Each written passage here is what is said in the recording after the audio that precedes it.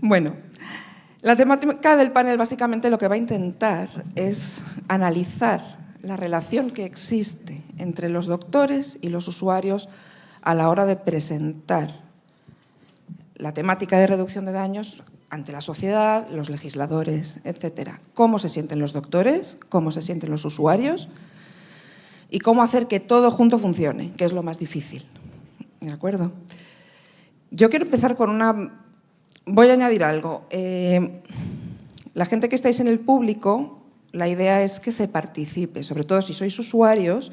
No vamos a hacer turno de preguntas al final. Si cualquier persona quiere decir algo, que levante la mano, se le pasa el micrófono y que lo diga. E iremos derivando el debate de esa manera, ¿de acuerdo? Sobre todo porque la idea es que interaccionen doctores y usuarios y que los usuarios expresen sus necesidades sobre todo, ¿vale? Voy a empezar por una primera pregunta que yo creo que a lo mejor parece un poco naif, pero es una cosa que a mí personalmente siempre me ha causado una grandísima curiosidad. Cuando... This may sound naive, but it's a great curiosity that I've had. Whenever you have to present the arguments for damage reduction against the media, against society, what happens, and it happens all the time, is that it's never recommended, or it never happens for doctors and consumers go hand in hand. Why do you think that happens? Can you go into that, please?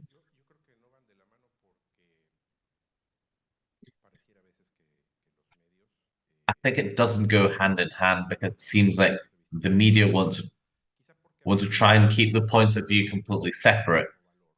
Sometimes because the opinion of consumers isn't valued as much as the doctor's opinion.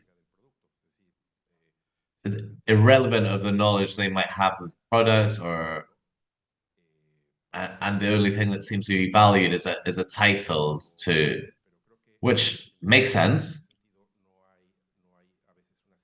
But in this sense, there's no synergy between what the medical community wants to say and what us consumers want to say. To take this further, what Tomás says further, they shouldn't be two separate issues. It seems like doctors in general don't have the possibility of talking positively about harm reduction. And it's us that tend to talk about harm reduction as it saved our lives. Thanks to God, there's not many doctors. There are some doctors like me who prioritize in this topic the knowledge that users have, because thanks to their own merit, they've investigated, and many times they know a lot more than some of my colleagues. In my particular case, I'm a consumer, I'm a user, and I'm also a doctor. So I have that background and that capacity of having empathy for consumers. Why? Because the consumer is a patient. So I can't not have empathy with the illness that this patient has, with his pathology. So I think that many times with some medical issues, doctors look at patients from an elevated position, and nowadays in medical practice, it shouldn't exist anymore. Because when I lose this contact with my patient, I lose chances to be able to give him a new opportunity or to look for a good solution with my patient. I can be a great doctor. I can be brilliant. But if my patient doesn't understand what we want to do, I'm the worst doctor that exists. To be a good doctor, I need to have a good patient.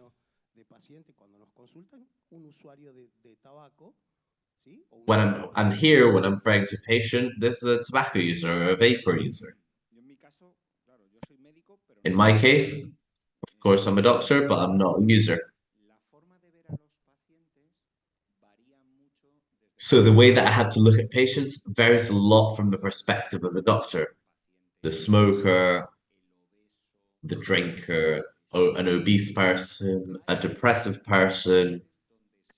There are many many patients are given a tag, and it's very tough from a medical point of view to eliminate this tag. If he smokes, well, stop smoking. If he vapes, well, stop vaping. If he drinks, well, he has to stop drinking. I then ask a colleague, well, you probably have that beer on a Sunday, don't you? With a burger, which is processed meat and alcohol. And they'll say, oh, well, that's different because it's meat. But because the other things happen to a patient, well, it's supposed to be different. If I have to criticize us doctors, we have to read more. Not all doctors are interested in tobacco. It probably interests a very small proportion of doctors. The rest of them just know the basic things, which are the four things that are directed by certain scientific societies. Fundamentally, pneumologists, which have that total control on an area that they think belongs to them. When one of us wants to go into this field, such as a surgeon or an oncologist or a cardiologist, their answer is that this is their field, that we shouldn't get involved. When you start reading and we have to study a lot, you notice that there's some theories that aren't backed up by science. So you're in the middle between the scientific society and the World Health Organization and the patients that demand the treatment. The effort that has to be done to calm down the society without being pointed with a finger and being able to treat your patients, a huge effort. And not everyone is willing to go through this. It's that simple. So it's a tough issue, but not because it's complicated, we should stop participating in this. There's no bigger fool than someone that stops doing something because of the effects that it might have on them. If we keep adding small grains of sand,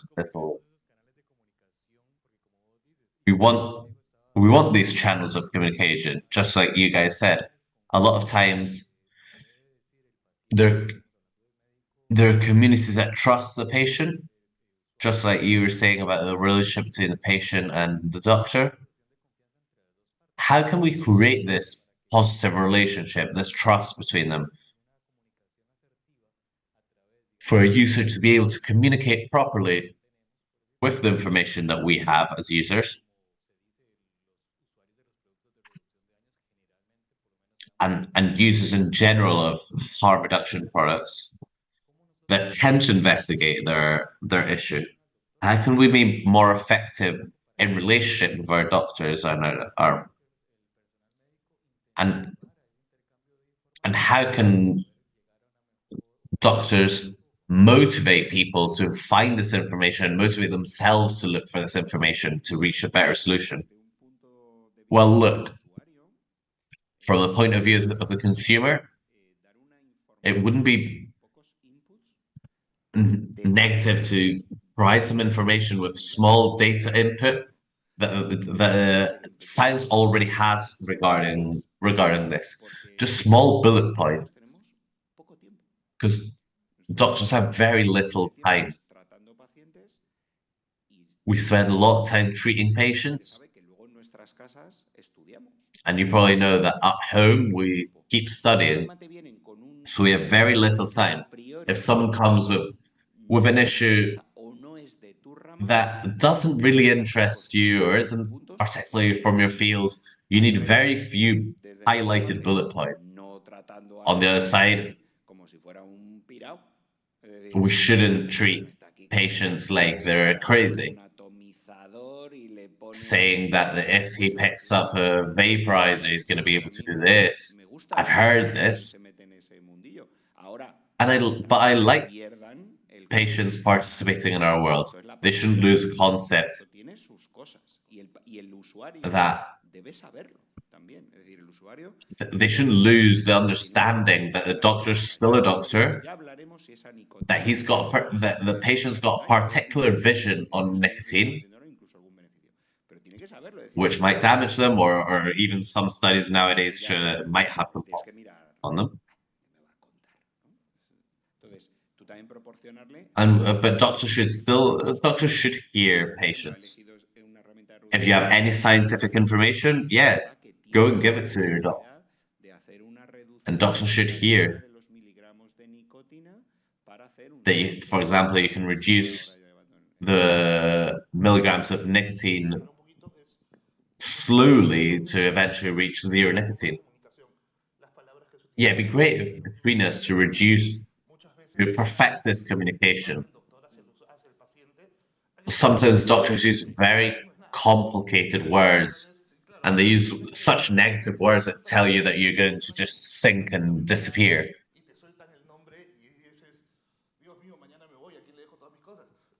They say a particular name, and you go home and think, well, that's me done. Who do I leave all my things behind to?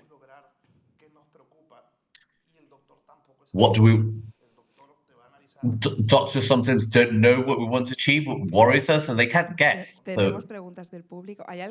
So we have to...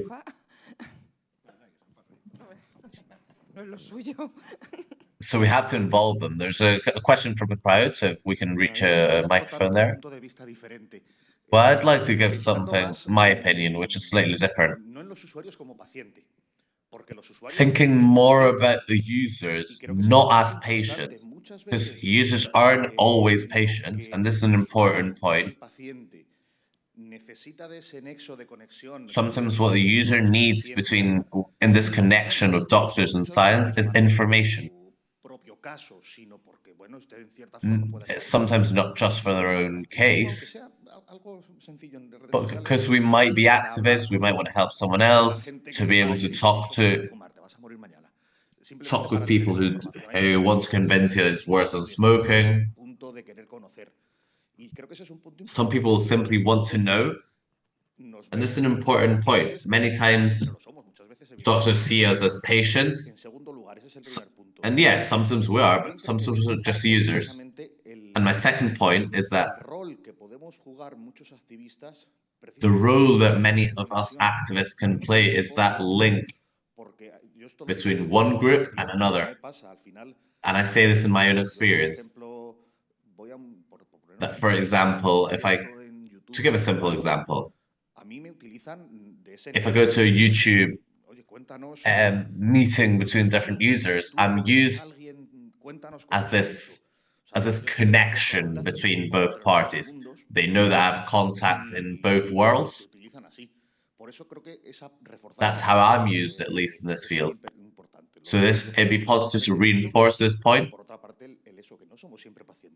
reinforce this connection, and remind you that we're not always patients. Sometimes we're just users that want information. Well, for health professionals, imagine that a doctor and his environment when he speaks is either to another colleague or with a patient. And why do I say patient? Because if a user comes to see me, once he crosses that door, doctors refer to him as patients. He's not someone that just came to talk to the doctor. I have my own friends. So usually when doctors transmit their knowledge, they do it within their own environment, within their own tribe, to people like him. So it's tough for doctors to switch the technical and scientific wording to normal people. You need a different capacity to be able to do this, to be able to understand how I can communicate this information clearly without going into terminology which people on the other side might not understand. So, and this demands an extra work from doctors. Doctors are used to talk at congresses with other doctors, and we all have the same language. So once I have to take this to the normal population, it becomes very tough sometimes. But what happens is that what's the duality that we have Eso es lo as que nos ha doctors salvaría and a los users, doctores y al mismo tiempo usuarios entender que en el lado de los that we usuarios can understand no se that on the sienten side of mal. users, Un vapeador no smoker está doesn't enfermo. feel Y en ill, cambio los a médicos los vapor ven como isn't sick, enfermos. Y but yo creo que doctors tiene do mucho que see ver them like con this. la definición de adicción y de dependencia. And ¿Vale? Es que that's esto, because of the Fernando en su definition of momento lo ha hecho, addiction ¿no? and Adicción a dependency. la nicotina. No, señor, Fernando dependencia. mentioned an Una adicción es una addiction adicción cuando te to impide nicotine. llevar tu vida And no, it's a normalmente. dependency. An addiction La is nicotina an provoca addiction una when it dependencia, pero no te destroza doesn't tu allow vida, no you to evita que carry puedas out your trabajar life mal, no te saca de normally. tu trabajo, But no te nicotine convierte en un doesn't exiliado do social. this. It doesn't not let you ¿Vale? work. It doesn't Entonces, exile you from un fumador society.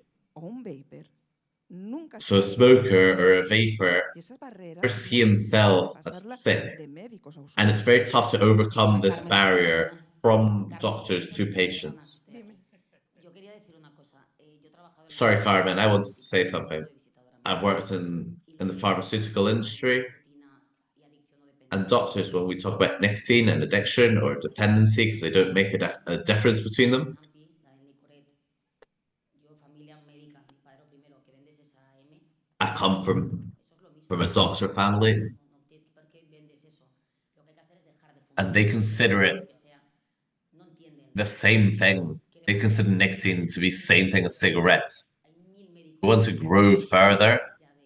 There are thousands of doctors from previous generations, such as my parents, that will not accept or practice these issues like you guys do, or like labs that we go Los to work laboratorios with ganan do. dinero en la medida en la que convierten esto en una enfermedad. Well, labs win money when they turn this into a sickness, you know? Well, what we have to do if we're going to take a step forward is is look for people that are talking about alternatives that aren't champy or Nicorette. Because if a professional goes to my dad to explain it to him, he'll understand it. But my dad will never hear his own patient. Well, talk about nicotine replacement. Many countries use it for underage people that are smokers. It's okay for doctors to do this in many countries. And if we refer to simply the chemistry, the nicotine contained in a gum is the same as the nicotine contained in a vape or a nicotine pouch. So why make this difference? Well, doctors have used it as prescription and they end up believing it. I think a new era is coming of many studies of nicotine separate from combustion. Most studies that you can find are always based on nicotine products through nicotine through cigarettes. I think these studies have to be repeated, but using nicotine away from combustion. And also the change of paradigm of what you're saying exactly, that all studies were done based on a very toxic combustible product. But what happens if we introduce a variable, and I'll include myself as people that are making studies on these products, without the combustible part, with the risk that this creates?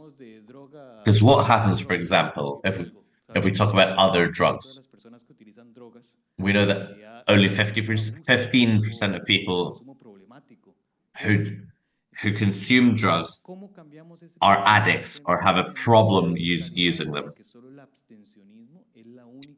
So how can we change this mentality of abstaining is the only viable option towards nicotine when many doctors only consider abstaining from any sort of substances? But do they abstain absolutely in their private lives? I'm not just talking about nicotine, I'm just talking about other substances. Abstaining has never been the correct route. The results aren't perfect.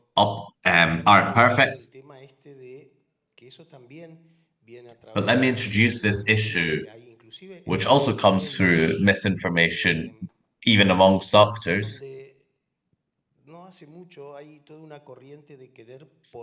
We're not a long time ago, there has been polarization of knowledge in every aspect, polarizing the society, economically, scientific, medically. And what do people achieve by polarizing knowledge? That there's no debate. In relation to that, the campaigns of misinformation carried out by organizations such as the World Health Organization, the Mexican government, doesn't just have society as victims and people and consumers as victims, their parents. It also victimizes doctors and regulators. The issue for a doctor is that I suppose he'll trust World Health Organization if he sees that they talk very negative about e-cigarettes. He probably won't stop about why they're saying this. He'll just their example.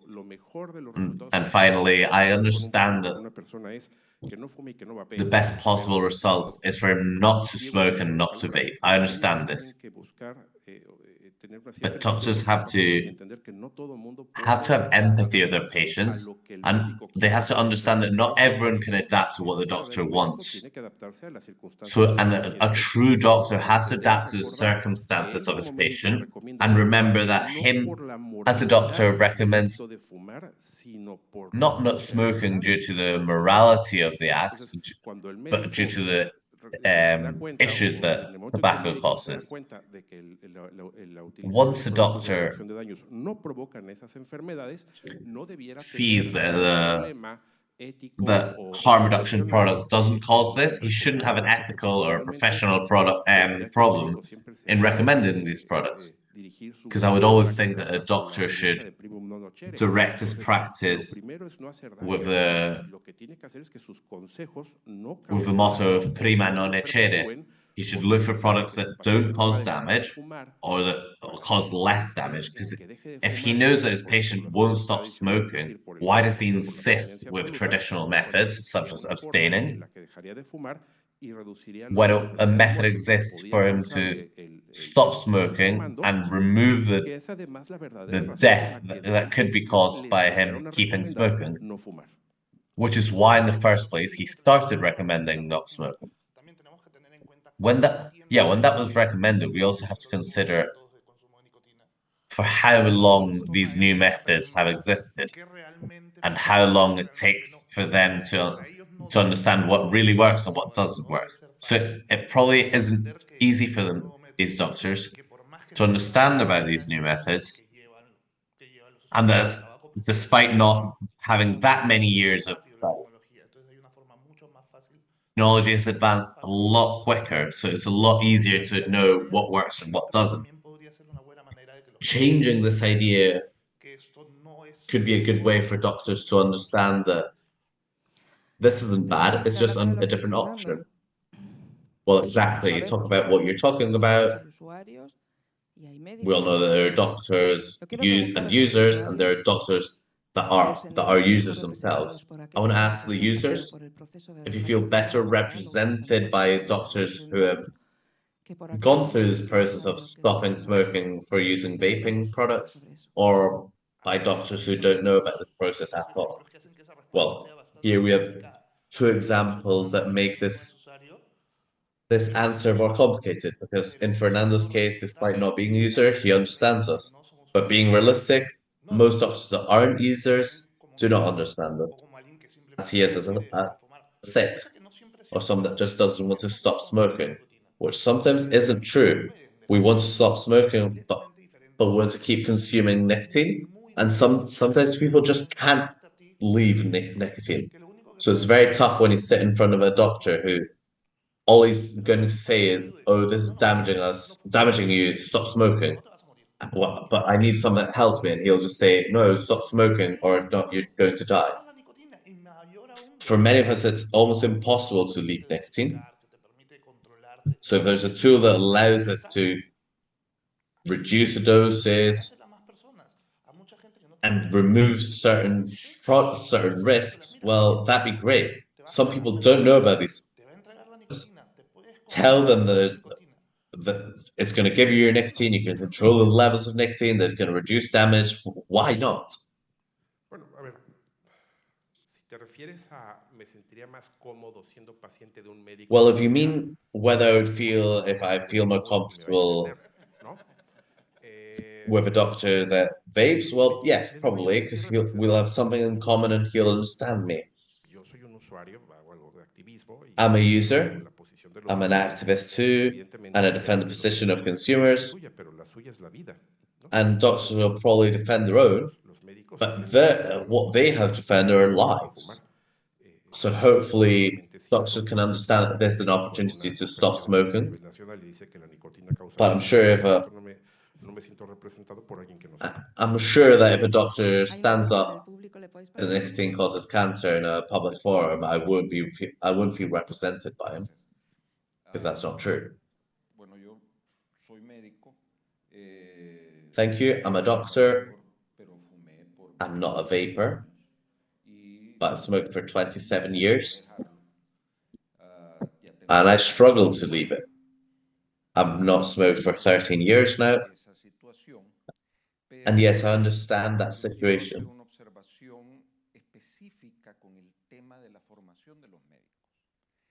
But I want to give an observation about the education of doctors. The problem is that doctors see in our patients a set of organs that are walking. A cardiologist sees a heart, a pneumologist sees lungs just walking on the street. And that's why our discussion and on this forum is focused on something afterwards, on everything that's happening on the 2 or 3 products, the consequences, when there's a humanitarian issue. Not in a romantic sense, but the human himself.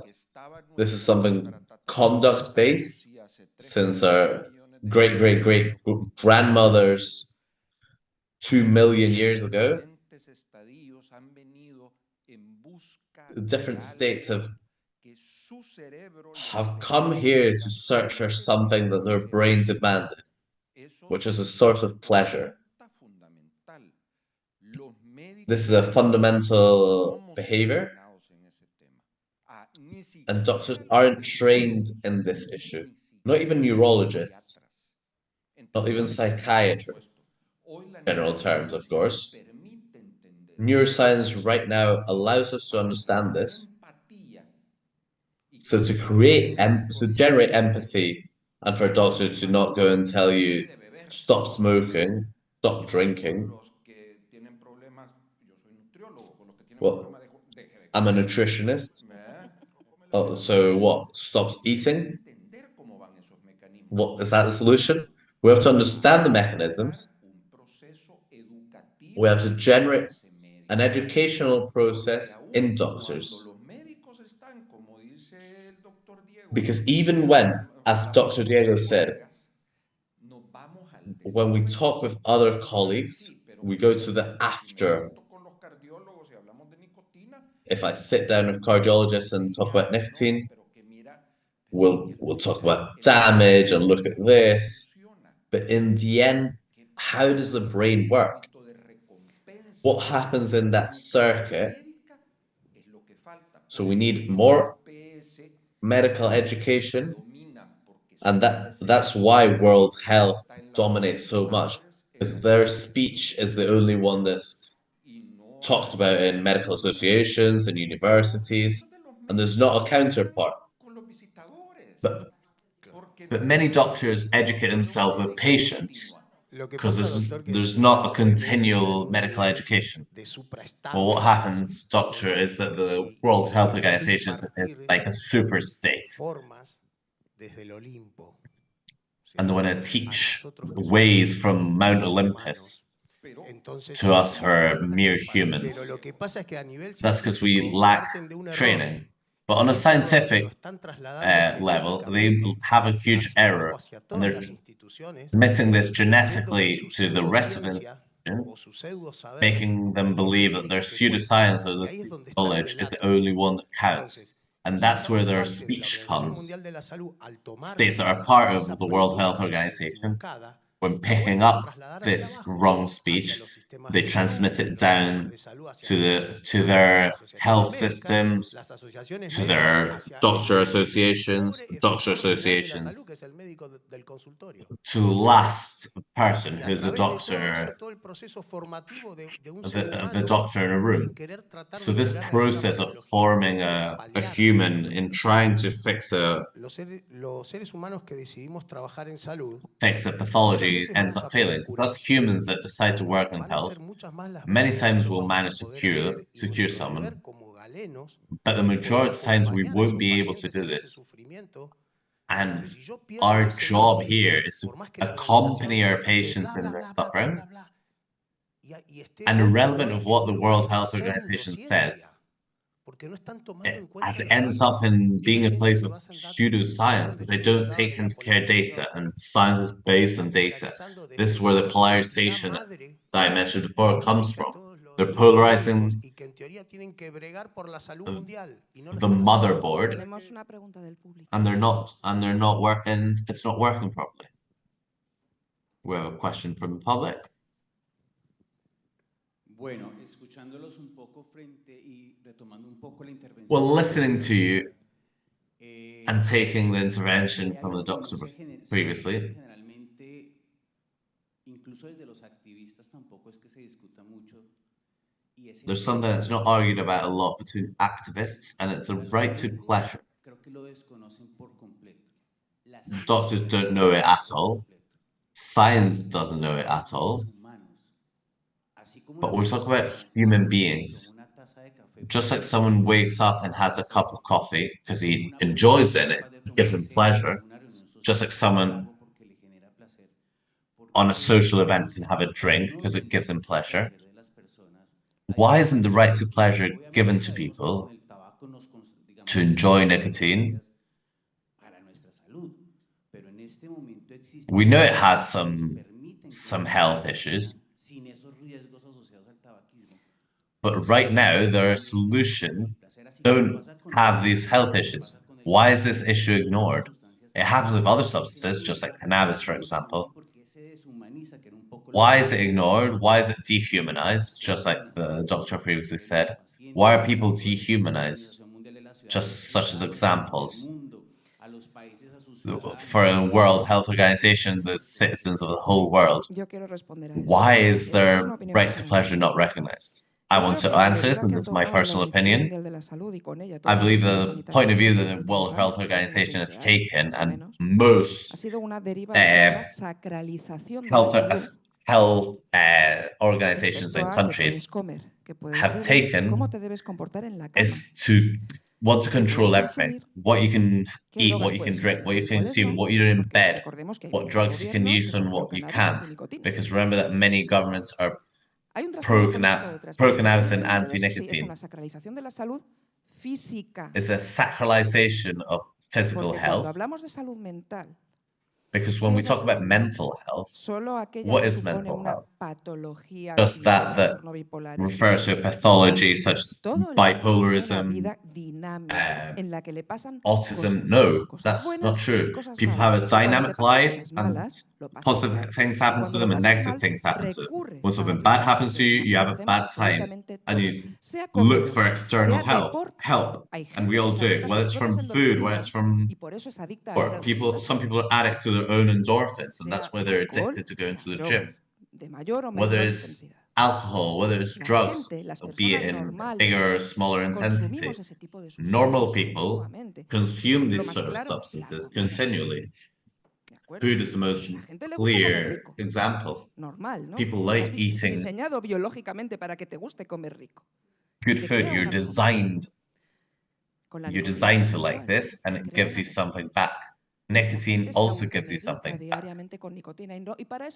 People self-medicate daily with nicotine, and you don't need a mental pathology to do this. You just need to have a bad day. Nos centramos en la What sacralización de la happens? salud, en Focus on bajar el colesterol, sacralization of quitar la health, hipertensión, on quitar la reducing diabetes, quitar el cholesterol, cáncer de removing pulmón, quitar la hypertension, hipertensión. removing ¿Qué diabetes, pasa con la salud removing mental? lung Al final que vamos a cancer. estar But todos what happens sanísimos, with sin mental hipertensión, health? sin We'll all colesterol, be sin very ninguna healthy, adicción, without hypertension, pero without hundidos en la cholesterol, without miseria. addictions, but sunken in total Ahí misery. lo dejo. I'll leave you with this.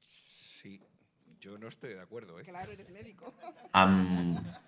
O sea, I está don't muy bien agree lo with del you. placer personal, pero voy a poner un ejemplo que todos Personal vais a pleasure is entender great, bien. but I'll give an example that everyone will understand Si a mí well. me gusta hacer el amor y de repente If I tengo un like bajón making love y hago el amor con la and vecina, a I'm mi suddenly mujer no le va a depressed and I gustar. make love with my Entonces, neighbor, my wife won't enjoy entonces, this. Y a lo mejor a mi vecina, ti sí, y a lo mejor a mi a ti vecina sí. tampoco, ¿no? And my neighbor Quiero probably decir- won't like quiero this decir- either. Quiero decir, What do I mean by está this? muy bien. De hecho, hay una cosa, por lo menos en España, se llama Ley de Autonomía del Paciente. There's something in Spain called donde the los law pacientes, of a patient's obviamente, autonomy. Hablo de pacientes porque yo trabajo en el hospital. Entonces, los pacientes obviamente toman I sus talk about decisiones.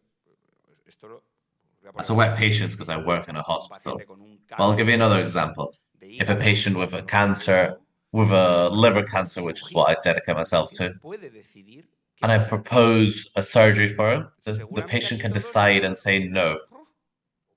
Most of you will say, pues es que es bueno para él. why? Porque le voy a aumentar 10 años su supervivencia. Because it seems something positive for him, because he'll be able 10 more years. But the patient has that option of deciding, and I have to understand their decision. Punto número 1.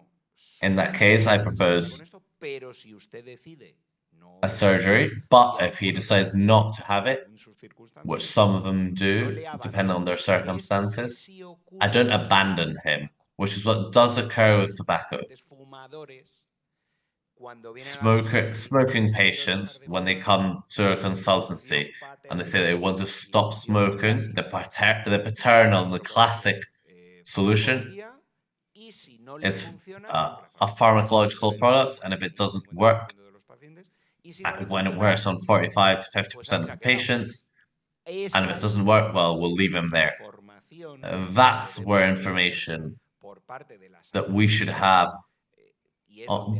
coming from authorities, and that's where we had to delve into, allows us to say, do you want to leave tobacco? Great. There's another option available. It's not just nicotine substitute products with patches and that, but there's also this other solution. If you ever did this change,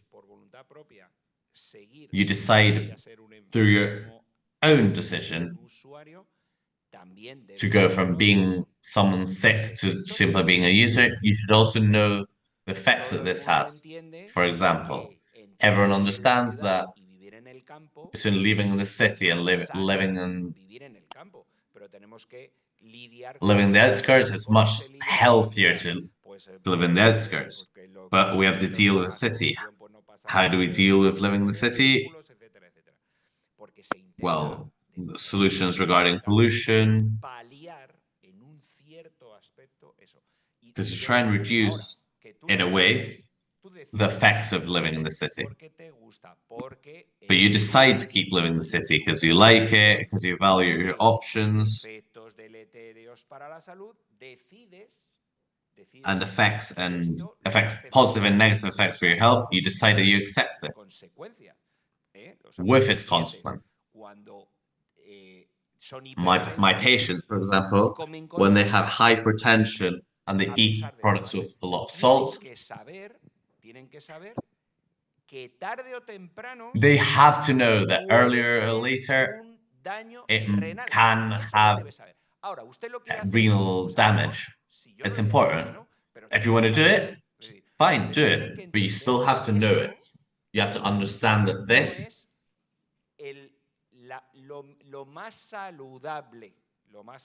isn't the most healthy option for you. But if you decide to do it, go ahead, feel free. I'm not going to be at home with you. I was going to answer, but I'll let Juan Claude take charge. Bueno. Well, yes, effectively, I'm going to say something that Tomás said, and if Tomás hadn't said it, I would have said it myself. That at the end of the road, health is a right and not an obligation. And that's what governments don't understand. Banning something is not allowing you to consume something. Me llama mucho la atención el nombre del taller, esa lámina me llama The- mucho la atención. The workshop's name grabs my attention significantly. Jorge Palmes de Canadá, pero bueno, And I'm also attracted by the fact that apparently Jorge Palma is Canadian. But I'll just focus on the title. Vamos a ser creíbles a partir de esto. If we started with a lie, how can people believe us now, right? So the workshop's name is called Exploring Horizontal Relationship Between Doctors, Activists and Regulators. And the doctors that are on the panel have already taught us that this doesn't exist. And the questions more focused for the doctors. How can we have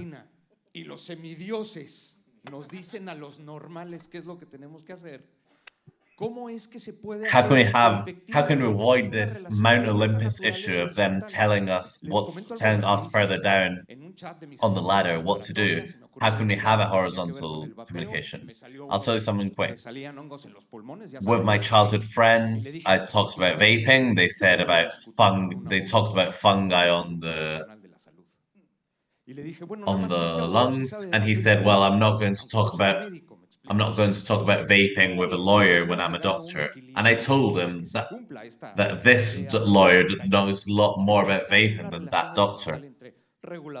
How can we talk about a horizontal relationship between regulators, activists, and doctors? As a user and a doctor, and I'll give the microphone away in a second, the users feel that anyone with a white robe feels free to be condescending when it's the patients that know 1,000 times more about harm reduction science. And this is a problem because it ends up creating a separation that you guys talk. I just wanted to comment something about what Juan said in a forum organized by parliamentaries recently. A doctor tried to argue with me when I said that there were no deaths related to vaping. And her opinion was that why was a lawyer talking about vaping? So I had to just show her some papers from all the main hospitals in Mexico saying that there were no cases in their hospitals. So it's such a tough position when doctors put their robe on or use their title as a sort of shield to try and silence us. Many times it creates an issue that, rather than being horizontal, is completely asymmetrical. Exacto, ¿verdad? Ya, aquí nos estamos desquitando, ¿verdad? Porque, digamos, y agarrando un poquito lo que estaba diciendo el doctor y lo que estaba diciendo Frank y lo que estaba diciendo Juanquito, yo creo... Talk about what Juan said and what Frank said before. There's a movie related to this called Patch Adams, about how far away doctors are, and they're taught in a cathedratic way. They talk about being away from their patients and not getting involved. And I understand that harm reduction is justified by empathy, with empowerment of people to be able to deal with their circumstances and love. How can we make how can a professional doctor understand that when we're trying to educate them, that when they're educated, that they have to go away from their patients,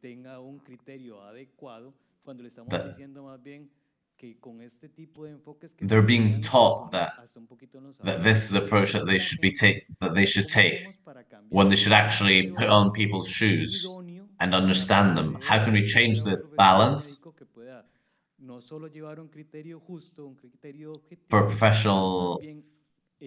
for a health professional to be able to understand all of this and understand harm reduction through empathy and through empowering people? En la formación médica, ya lo dijo ahí el colega, el doctor Wallace, muy claramente. Se dejó de tener en cuenta al ser humano. Our colleague said it before, and it's that the human being stopped being considered a psychosocial person. This was done by the World Health Organization. A human is a psycho-bio unit, according to them. Let's suppose medical training does not take this into account. Our medical education does involve this. When you talk about pathologies, you're not taught that a patient that has lung cancer also lives in society, they have a family, they suffer, he doesn't sleep. No, they just talk about the lung cancer. You talk about lung cancer on table 4. They don't talk about his suffering. And a lot of times I've had to be involved. And it's something that we have to do. We have to blame ourselves. And it's that if I got related sentimentally with each one of my patients in surgeries, I just couldn't function at night. There's such an emotional distress on me that I couldn't take good decisions. So our error is that we're not taught how to handle this load that the patient sets on us, hoping that you can cure them. That's not taught in universities. We're not created as sympathetic professionals. This is something that should be done, something that you should learn from kindergarten.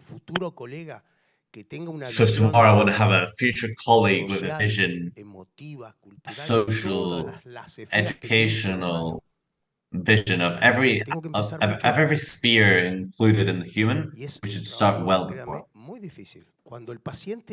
Very tough work when the patient deposits their hopes of living. It's a very tough load on doctors, trust me.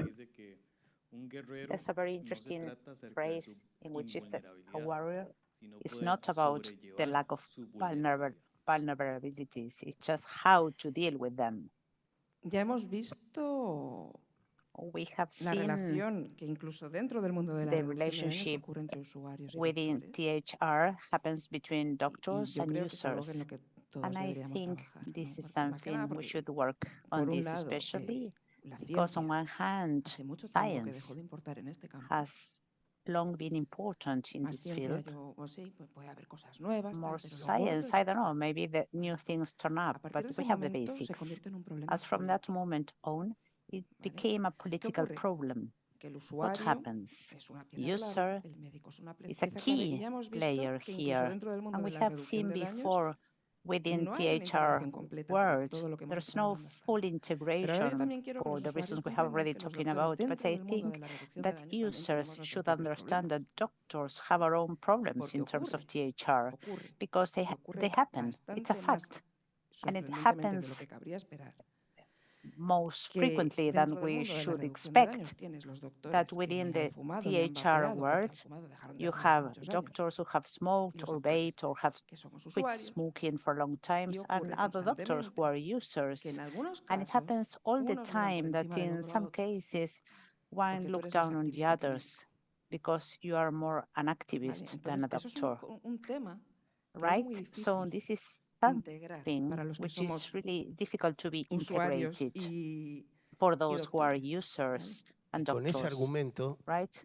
And with that argument, we just acusan a un disrespect many médico de professionals. I promulgar would like to know vida if with sana the same y es argument un you colega, just un accuse a activista, un doctor médico to que hace promote healthy actividad para life, promulgar and la it's vida sana. a doctor who ¿Alguien lo promotes señala como un a activista healthy o como life. que eso está mal? Who ¿Por qué no does señalan a los que anyone hacemos point at reducción de him daño to al say tabaco? that that's something Está wrong? mal que Dentro un del mundo It's médico not the sea same case activista. as those who are Yo vivo en una involved, like sociedad, us, with THR. I live interacciono in a con society, otras I personas. A interact with ver, other si los people. médicos no hiciéramos Let's see, activismo en el if consultorio, doctors, if we're, es muy difícil we as proponer doctors would soluciones. not be activists, it would Y be el very médico difficult es to un ente propose político solutions. también. And the doctor is a political Si yo solo me dedico entity a as well. netamente If I y only puramente datos deal científicos y with pierdo la scientific visión de data todo el and I resto, de lose todo el contexto de the esos datos integral científicos, me vision cuesta of this mucho scientific poder data, llevarlos a la it's realidad de lo que, really donde los difficult tengo que to aplicar, que put es them en una into sociedad. practice where I should Entonces los médicos apply somos them, which políticos is within también. the society. So Hay una doctors pregunta. are politics as well. There's a question from the public. Just one comment of what we have been talking about. As an ex-smoker, would they be more relaxed if I find a doctor with a similar past? When you look for some therapy with a psychologist, you look for somebody maybe with similar problems. We're all different, but maybe the problems are not exactly the same. But as an activist and as a citizen from Brazil, in my case, and this is what happens in Brazil, is that if you say that you're a vapor, everything is about vaping. If I have the flu, it's due to vaping. If I have a headache, it's because of vaping. If it's a lung problem, it's attributed to vaping. So many consumers refrain from telling this information to the doctor. And I have a similar question to the one that was made by Juan. And I know it's a complex topic, but if you talk about the verticalization, if this would be easier, we wouldn't be talking about this. But especially to Dr. Bueno, who's not or who was not a consumer, how can this conversation be easier with doctors who don't want to hear us, which is 90% in Brazil? Which advice would you give me as an activist? I know it's not going to be an answer addressed exactly, because in general there's a problem of localization, but what can you say about this? In Spain, it's true, let's say, even if it's regulated, the ministry doesn't want to talk, not even talk or argue about THR. It's not something that would be integrated in its comprehensive plan. There's something here, a history. We come from many years from monopolization of tobacco. In terms of nicotine consumption, sorry. So if you just take the nicotine from combustion, it's a cultural and endogamic process. So people would say, yes, harm related to tobacco and all the things. Yeah, no, it's true. No, because it was denied that nicotine provokes this or that.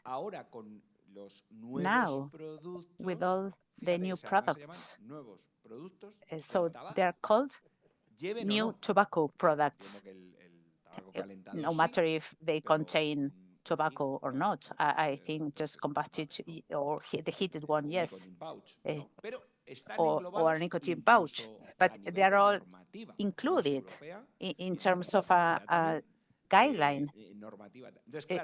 So at least that's what happens in Europe. But so the adversity we show against tobacco is just transfer because it's similar. So it's the same, but it's not the same. It's similar, but it's not the same, let's say. So it's not similar and it's not the same. But the similarities and the way authorities deal with this to make it show that it is the same make it that from the beginning, my colleagues, I speak with my own colleagues, they know I support THR, and I have to inform them because they receive the news from the ministry. So they know, this has been published from a North Korean study. So I just tell them, it's not a study itself. So I need to start from basics. So they're just looking at it. We need to see the stats and the like. But this lack of information, for example, from the very beginning, a person who tells you this is like this or this is healthy, no, just something wrong. So I use this an e-cigarette, vape, or whatever, because I have changed to quit smoking, and that's a good way of starting the conversation, breaking the ice. It's not about option, it's just from a starting point. And the second question, if there's no information, it's really bad, but scientific studies that can be checked in the public health of England, or something very basic, which is easy to understand, or Cochrane, which is very, or UK Cancer Gov, or just, you will see that those studies have scientific support, and they say that it's not the same. I'm not saying that it's good, but it's an option, and it's an option which there's no doubt is less harmful than the other. So this is a good way just to call the attention or attract attention, for example.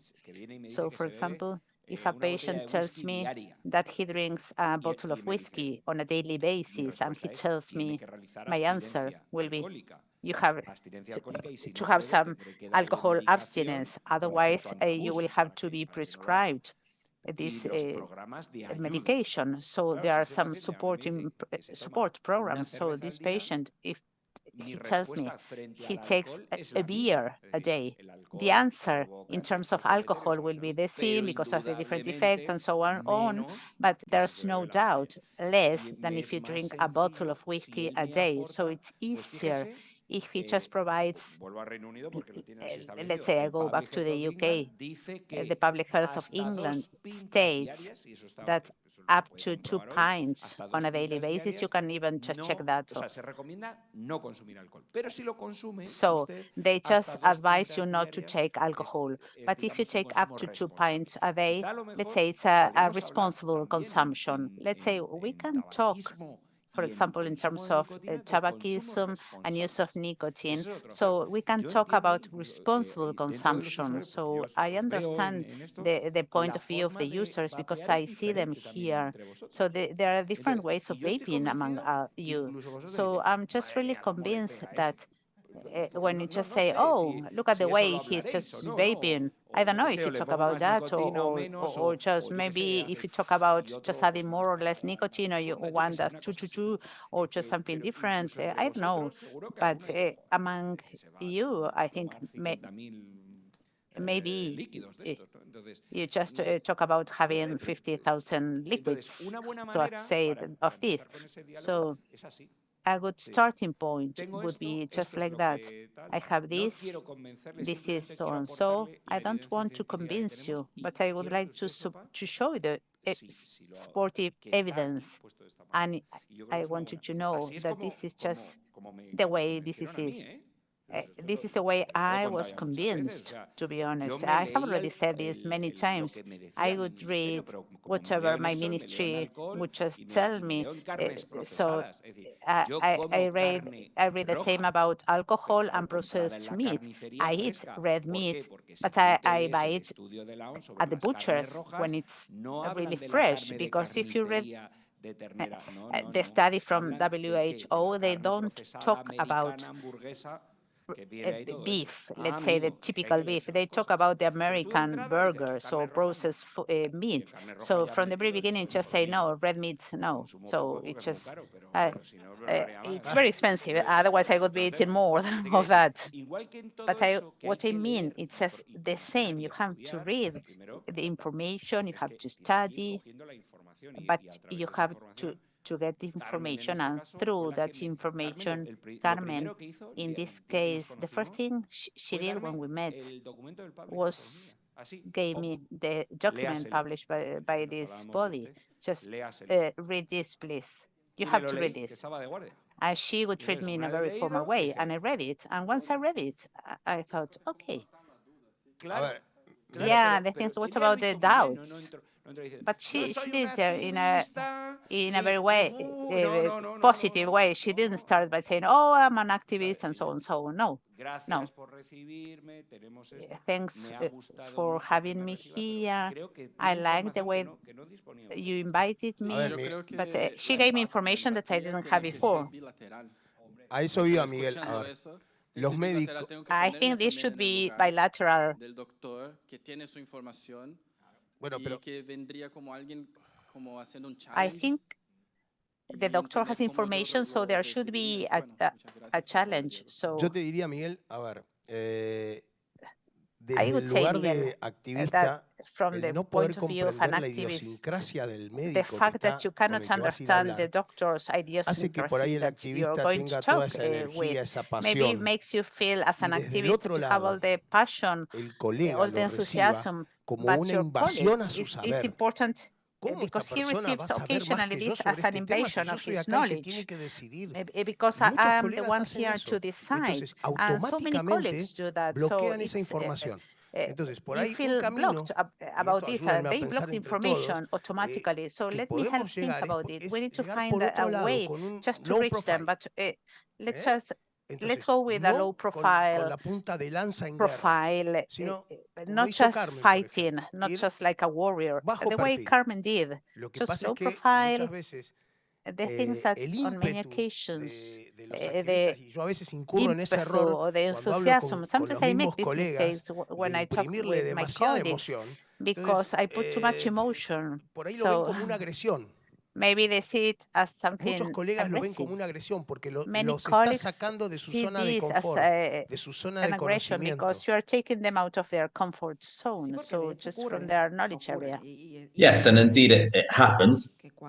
It happens, but it's fact that when you're a vapor, you control the voltages, which one works best for you, which flavors you like, how much nicotine, more PG, more MGs, porous systems, Genesis systems, all of this information sounds like Chinese to them. They don't understand it at all. They don't know what you're talking about to them. Logically, obviously. But if that's how you go in, the doctor will see that this is a topic that he doesn't control. And it's true that empathy is needed from doctor to the patient, but also from the patient to the doctor. Ellos se creen, de hecho, mira, hay 1000 guerras en Twitter, las hemos visto todos. There's 1,000 Twitter wars. We've all seen them. We've seen health experts, pharmaceuticals saying why can't we sell this? Regulators not understanding why vaping shops aren't banned.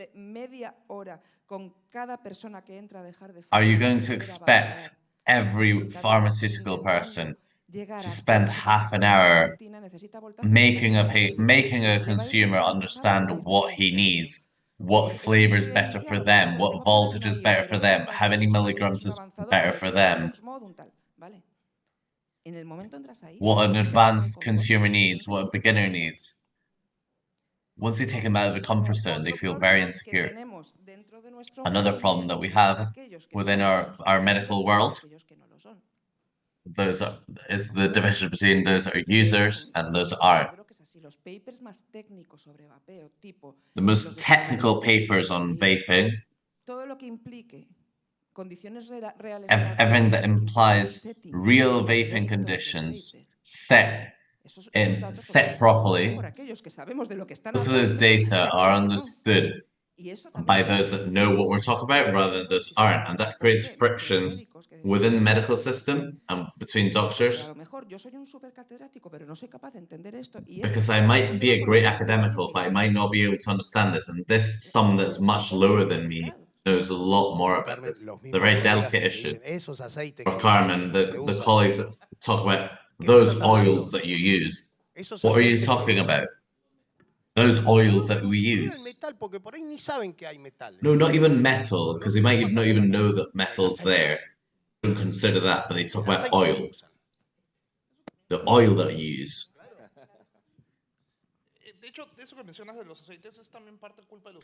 And that you mentioned about oils, sometimes is the fault of the consumers. Because sometimes we don't know what we consume. We might say, oh, this oil tastes of this. It's bad.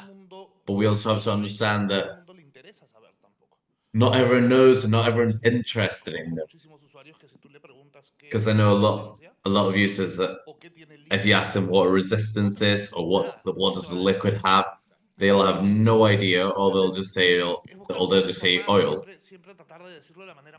We had to keep informing people, keep words simple from both sides, both for the patient, both for the user, I mean, and for the doctor, to find a medium point where we all understand each other. Not the problem that we have now, that if I talk technically, the normal user won't understand. The doctor won't say what I have. Well, the doctor will tell me what I have and I'll understand that I'm dying. And this also happens to me in another issue. I receive my patients in my consultancy room with my vape in my hand while vaping. I'm more of an activist than a doctor. And I see how they look at me. And I'm hoping that they won't ask me, because what should take 20 minutes issue ends up being a 2-hour visit. And he'll probably say, oh, that's worse than smoking. I'm surprised that you're doing this. So I look at the ceiling, I try and get strength and patience from wherever I can find it to try and explain the reality. I'll ask them, do you smoke? No. Do you consume nicotine? No. Oh, you don't eat potatoes? Yeah. You don't eat tomatoes? Yes. So you're consuming nicotine. And they open their eyes very wide, big as 2 moons, and people don't even know and doctors don't even know the sources of nicotine. There's such a lack of information at every level, both for users and for us professionals. So it's very tough to be able to be sympathetic with our own colleagues. There's a question from the public. Yes, and it's more sharing what you're saying about information, misinformation. I'm a doctor in Mexico, and I'm not a tobacco user or a nicotine user or a vapor, but I do consume cannabis. And I'm based on alternative medicine, specializing in cannabis. The key here is that what reduces the breach between the verticality, or to make it more horizontal, in my experience, is the patients that have come to me that have already tried everything. They've been through every sort of medicine, they've tried every doctor, and that's when they reach me. And it's when they say, you that know about this and that you're probably a user, they'll probably say that, oh yeah, I already smoke, I already consume. Or they can not be patients or just users that have reached out to me and asked me to guide them. I want to consume in a better way, to reduce my damage, to be helped out by me. And then this is part of what we're talking about here, about evaluating the risk, reducing the damage and the risk.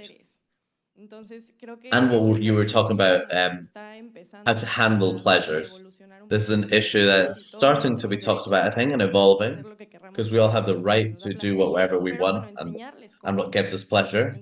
But we also have to be taught. We also have to teach how these pleasures can be used. If we empathize directly with another user, I think this. If you empathize with the user, I think this relationship becomes much closer and much easier too. And what else was I going to say? Well, that favoring an aware consumption of the products. And I think this would reduce the gap, opening up the dialogue. I want to highlight what Dr. Wallens said before about the humanistic approach, which is very important. It's very important to be aware that we're not here to judge people. We're here for people that want to consume what they want to consume because they're free humans.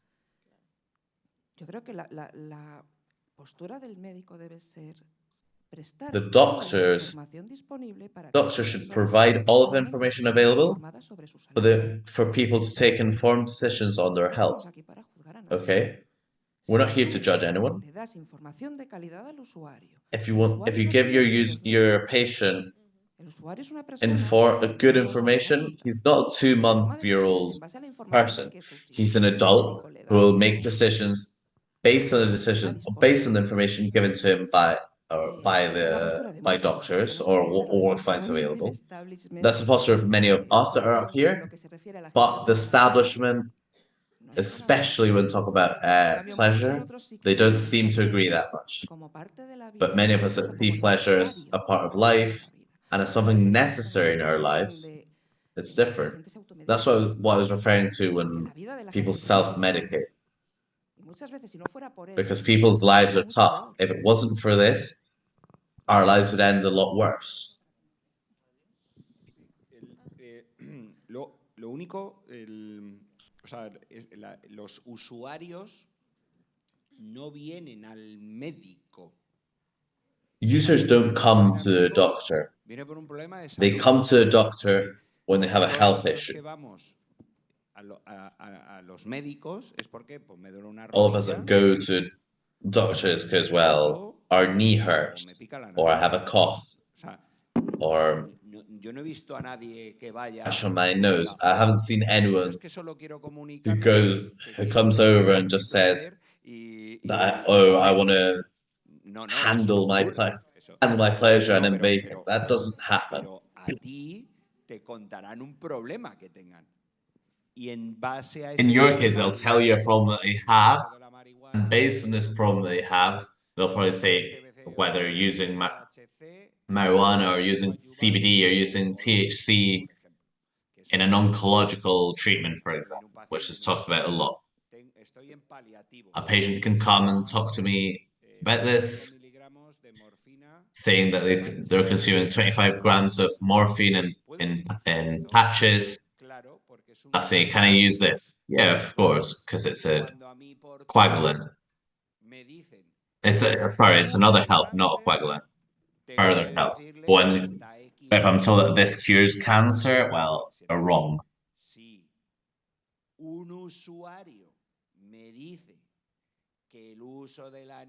So if a user tells me that using nicotine freely and in a balanced way will cure all evil that they have or all the problems they have, well, I have to stop them. It is my duty as a doctor to tell them that this is a tool to reduce damage. If you want to consume it, it is different. But don't tell me. You can tell your parents. You tell me your health issue, and I'll try and give a solution. If you come and say that you have an ankle sprain, and you tell me that you vape, well, great. It won't affect your ankle sprain. But if you come with a lung problem, my answer will probably be, while we treat this, you should stop vaping. That's my posture. Obviously, if I understand you. If I say that your knee is hurting because your nicotine has got into your ligaments, well, you should probably tell me, as a doctor, I have the wrong concept about this.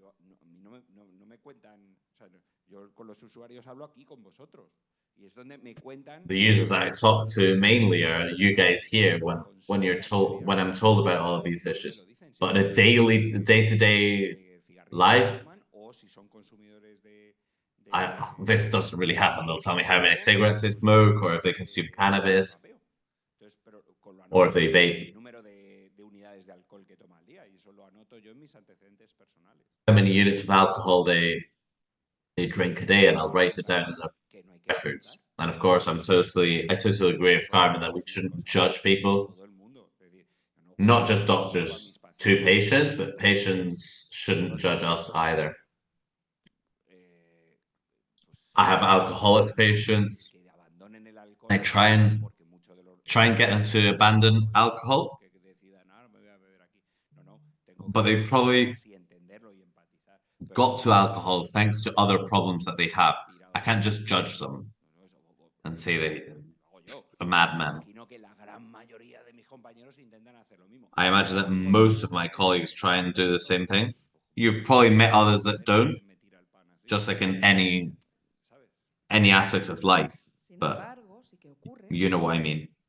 However, what does happen, and some doctors have commented to me, especially in Latin America, and they'll say that if he's smoking, he'll remove their treatment. How much have smokers been stigmatized to reach this point that medical assistance is denied? In Spain, this doesn't happen, except in lung transplant and liver transplants. Patients that go through liver transplants or lung transplants have to, and it's understandable because it's something very serious. It's not due to stigmatization, but because of the probability of that transplanted organ having a bigger effect in the long term is a lot better if the patient leaves these substances. But I deal with people every day. I try to get them not to smoke, but if he smokes, I'll tell them that there's bigger chances of having bigger problems, that their lab tests will be worse. We have to give them information. That's what I recommend. And if he doesn't do them, well, it's free not to. Yes. Informing the reality of what the patient is going through is very important. As we were saying before, the final decision will be taken by the patient. We have to give a correct recommendation and give the right information to them. We'll talk about harm reduction. Many of our colleagues aren't informed, and they have wrong information sometimes too. So we have to analyze the fact that the doctor himself is the first one in all of this change that should be well informed with a positive source. But as I said, the original sin comes from this super state that is the World Health Organization. So from that down, it becomes a big problem. So what can we do? Let's say that we're getting along better. We get along good. How do we inform the people that aren't a part of this equation? How do we cooperate amongst each other for that line that ends in the regulation of these products that has wrong arguments? How can we improve all this? I think this is a very complex question because most of us have been trying for many years and haven't had people before them do it. But in all honesty, all that's worked is just to keep insisting, bring more new information, change the speech, to talk more about people, to show ourselves as activists, as people too, until someone hears you. Once someone hears you, if he understands your idea, he'll start speaking to his colleagues, and more doors will open, and this system will keep growing. You can see it here. The first time we met up here, there were no doctors, and now we have them here. 3 doctors here, a couple of doctors down there.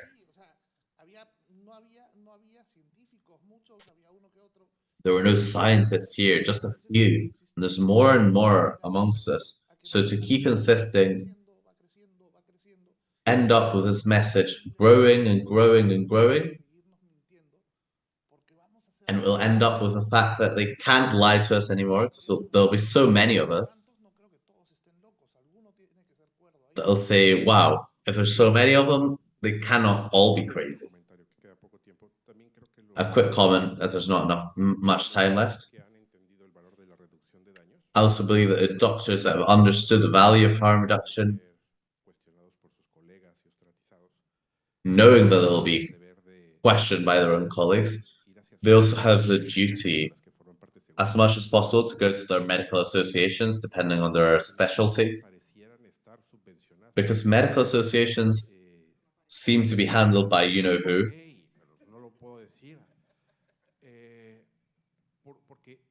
Maybe I shouldn't say this, but to a certain point, medical associations have a huge influence on regulators.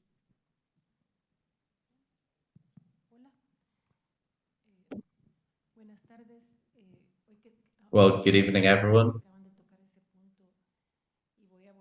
You just talked about this. I'm going to go back to a word, which is education. Us in Central America, what we've done is create a problem called, regarding this,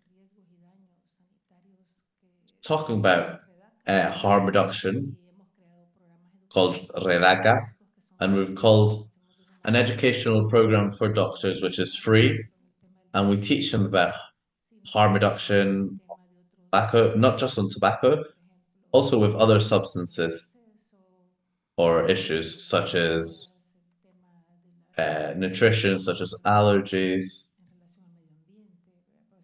harm reduction regarding the environment,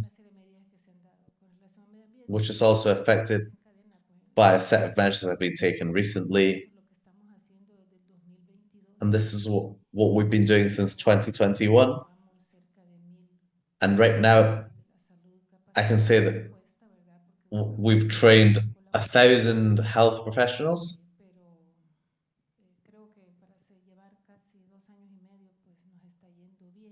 To have done this in just 2.5 years, I think we're doing really well. The collaboration from the Medical School of El Salvador, who's opened the doors completely, has been great.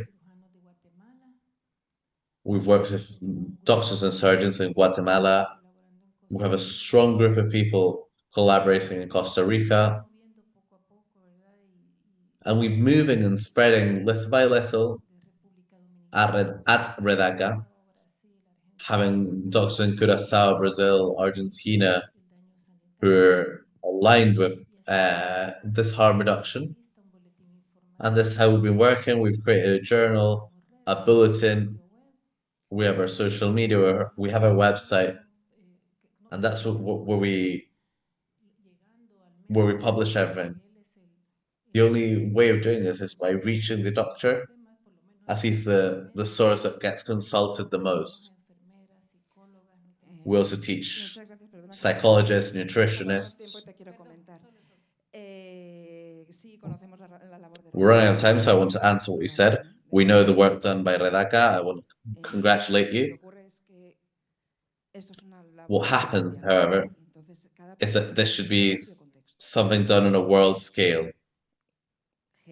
Every country has their own context. What Redaca is doing is great, I imagine the political context helps in those countries.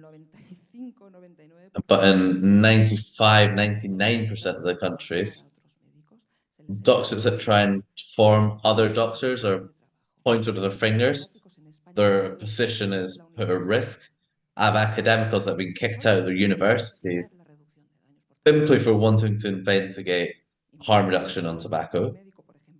Imagine what could happen if a doctor in Spain, and I'm not going to Mexico or an Asian country such as Thailand or India, most of Latin America, in fact. I'm not going there. I'm staying in Spain, and there's many places where harm reduction is censored so much, and it happens within universities, and I've experienced it myself. Fernando has too. We've tried to organize an event in a university bringing the best experts in harm reduction science to Madrid, to a public university, and the public health organizations forced the university to close down this conference. Imagine what it's like. It's great that in those countries where the political context allows them to keep pushing forward. It's amazing. But it's also important to have the medium, the ways of doing it. But the problem is that in 95% of the countries, we cannot do this. That's not the context everywhere. We're almost done. It's almost 3:30. Well, I hope that you've learned something from what we talked about today, that we've sort of guided you in a way, not just to keep getting better between doctors and users, and to keep working in our relationships, in our communications, and empathy, to keep growing, not just as colleagues in that horizontal line that we were talking about before, but also to keep growing as people. And we have to cut this gap and collaborate between us. Users with doctors, doctors with users. That is fundamental for us to be able to have this capacity and this empathy on one side and the other, cut this gap, because that's where our strength will come from. We have to build an army of ants. Many more ants we are to fight against this, the better. Thank you very much, everyone.